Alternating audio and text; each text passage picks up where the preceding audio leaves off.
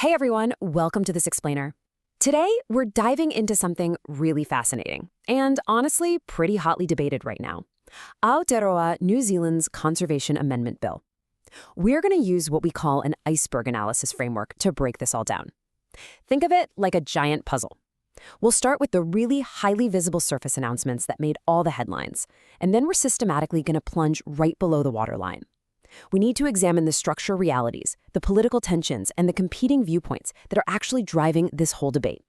Here is our roadmap for today. We're covering the minister's announcement, the political contradiction, what was removed, what remains inside, treaty rights and governance, and finally, the path forward. Let's get right into it. Section 1. The minister's announcement. We're starting right at the tip of the iceberg here. So, following a massive wave of public pushback, including some really highly publicized mapping campaigns by conservation groups like Forest and Bird, Conservation Minister Tama Potaka made a major concession. He announced that he was going to completely scrap the highly controversial disposal and exchange provisions from the bill. This was basically framed as a direct response to the public stepping up and demanding protection for their public lands. Section 2. The political contradiction. Let's peek just below the surface, because things got a little tricky within the government's own ranks almost immediately. What was the official reasoning for this sudden pivot?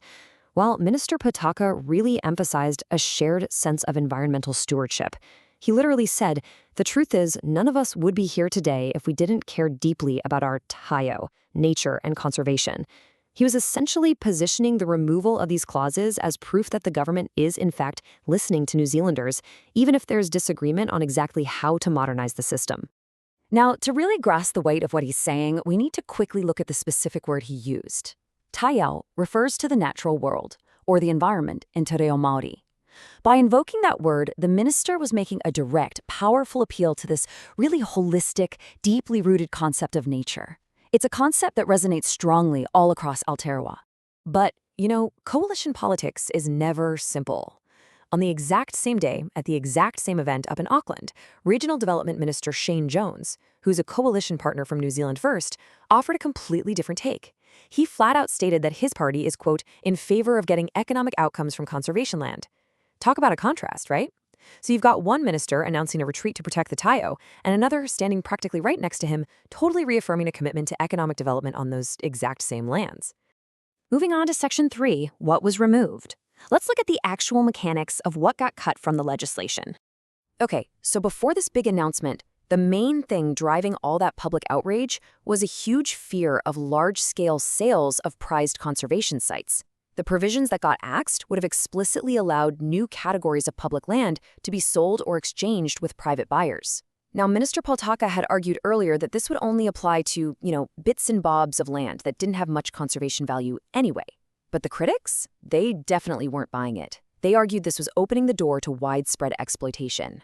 So, those two really visible mechanisms for turning public land private are officially off the table. The disposal provisions, which allowed for direct sales, and the exchange provisions, which let public land be swapped, both completely stripped out. On the surface, this looks like a massive, total victory for conservationists. But hold on, Section 4. What remains inside? Remember our iceberg analogy? We have to dive a little deeper. This is where political commentators, specifically the Māori Green Lantern, bring up some pretty heavy structural critiques about what actually survived the cut. Their main argument is this. Sure, you can't outright sell the land anymore, but the overarching statutory obligation of the bill is still completely intact. And critics are calling that an economic mandate. They're pointing out that the bill still requires the Department of Conservation to enable economic use and development to the greatest extent practicable. In fact, the Māori Green Lantern argues that the whole architecture of the bill is still fundamentally geared toward commercialization. They claim it centralizes decision-making power right into the hands of just the Minister of Conservation. On top of that, they argue it keeps a commercial concession regime that basically puts economic activity ahead of environmental protection. So, the way they see it, the economic engine of this legislation is absolutely still running. It just lost its flashy steering wheel. Section 5, Treaty Rights and Governance. Let's go all the way down to the foundation of the iceberg to see how this impacts Indigenous governance. To really grasp the critique down here, we need to introduce another absolutely crucial concept, kaitiakanga. This essentially translates to the guardianship and stewardship of the environment, a role that is deeply held by iwi and hapu across the motu.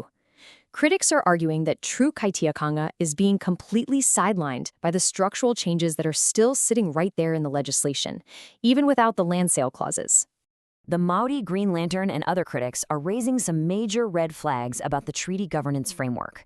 They're arguing that this bill actually strips real decision-making authority away from conservation boards, which is where many iwi hold governance seats from treaty settlements, and reduces them to just giving advice. They also say it replaces robust existing treaty architecture with a watered-down procedural framework that has absolutely no enforcement teeth. Plus, it completely ignores the Waitangi Tribunal's landmark Y-262 findings about indigenous rights to flora and fauna. For these critics, it's literally a structural silencing of indigenous voices. Section 6, the path forward. We are now at the very base of the iceberg, looking at some wildly competing visions for what happens next. This leaves us at a pretty profound impasse. On one side, you've got the government's stance, led by Minister Potaka. He argues the current conservation system just isn't working effectively, and the remaining parts of this bill are simply a much-needed modernization. But on the exact opposite side, you have critics like the Green Party and commentators like the Maori Green Lantern.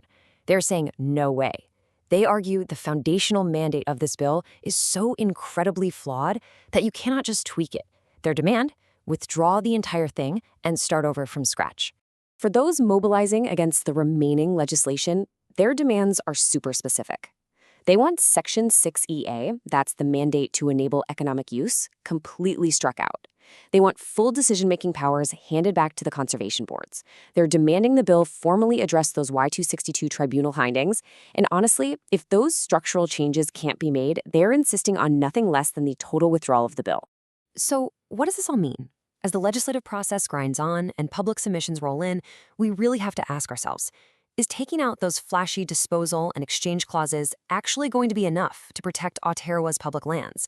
Or, like the critics are saying, is this push for economic modernization so deeply baked into the DNA of the bill that the only real option is to scrap the whole shebang and start from scratch? It is a massive, complex issue with huge implications for the Taiao. I really encourage you to look deeper into the mechanics of this legislation for yourselves. Thank you so much for joining me for this explainer, and keep learning.